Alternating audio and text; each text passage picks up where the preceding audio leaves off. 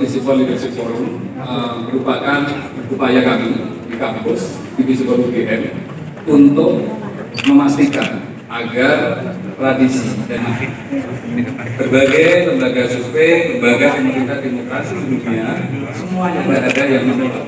Kalau ini artinya kita punya persoalan terkait dengan capaian-capaian substantif dari ikut berkontribusi agar substansi kualitas demokrasi kita semakin baik. Dengan cara apa? Kita semakin utama agar substansi dan dasar dan program itu juga tinggi. Kira-kira di kampus kita akan lebih banyak bicara tentang program apa politisi, apa yang ada di pikiran para tokoh-tokoh terkait. Karena itu sekali lagi saya ingin berterima kasih kepada Pak Kamil, kemudian ada Pak Muhammad Iskandar, baik,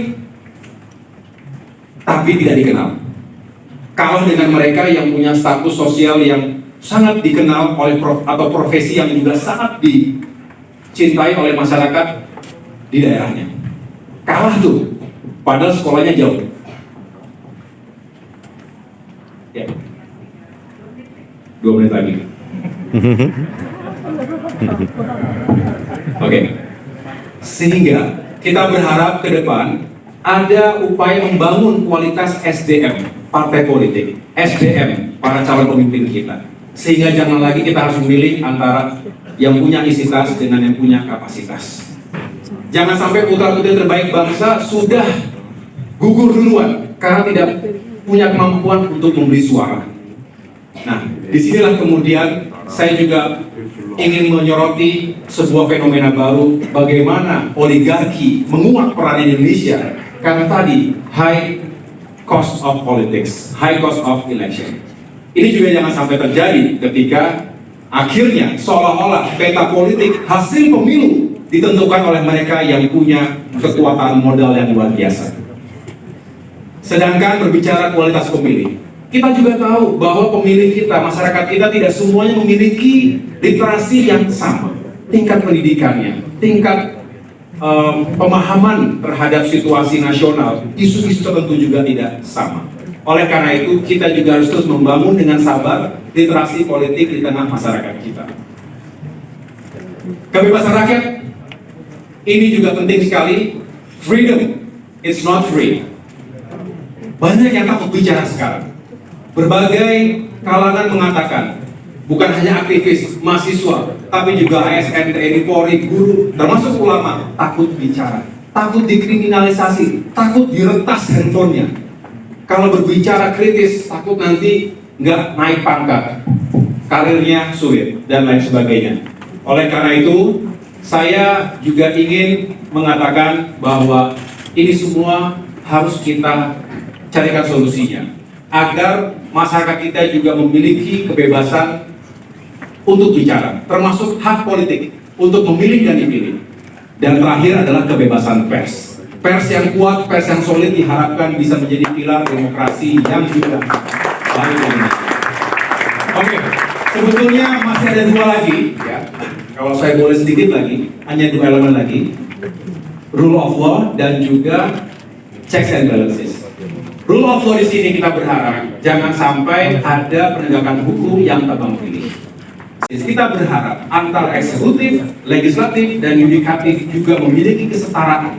Jangan sampai ada satu lembaga negara yang mendominasi. Akhirnya kita semua tidak bisa menghadirkan kebijakan publik yang terbaik untuk rakyat. Kekuatan oposisi juga jangan dilemahkan. Nah, case study ini, Mbak Yulida, adalah sebuah contoh nyata betapa kemudian demokrasi telah terjadi. Upaya pembegalan Partai Demokrat oleh tangan kekuasaan yang terjadi 2 tahun terakhir ini. Ini jangan sampai terjadi lagi. Karena kalau Demokrat bisa diperlakukan seperti ini, siapapun bisa diperlakukan seperti ini. Apakah partai politik, ataukah organisasi, atau kampus sekalipun. Hati-hati, jangan sampai kita biarkan ini terjadi. Bukan sistem yang sempurna, tetapi lebih baik daripada sistem-sistem lainnya yang kita lakukan. Kita bisa kehilangan seperti oksigen.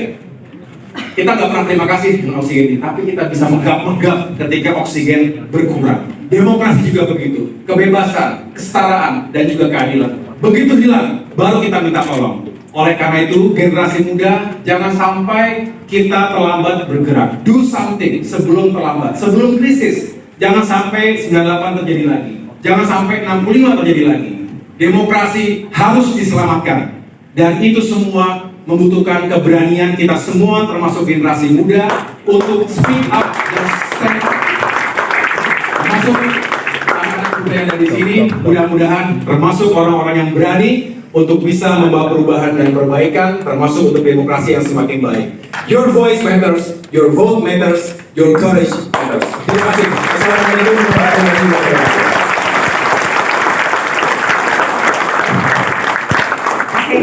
Sampaikan beberapa pandangan dan juga observasi terkait demokrasi di Indonesia.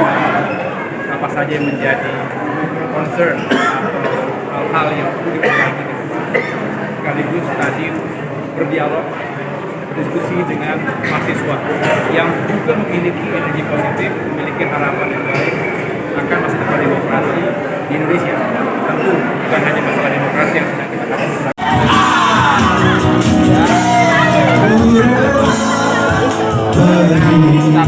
Pagi pulang pagi hanya untuk mengais rezeki. Doamu saja aku beri, semoga pulang dompetku terisi. Aku rela pergi pagi pulang pagi hanya untuk mengais rezeki.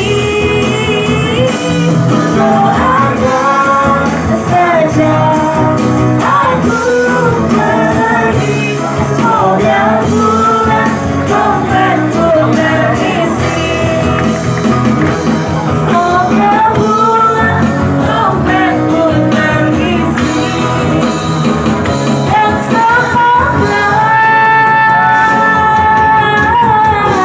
apa semuanya?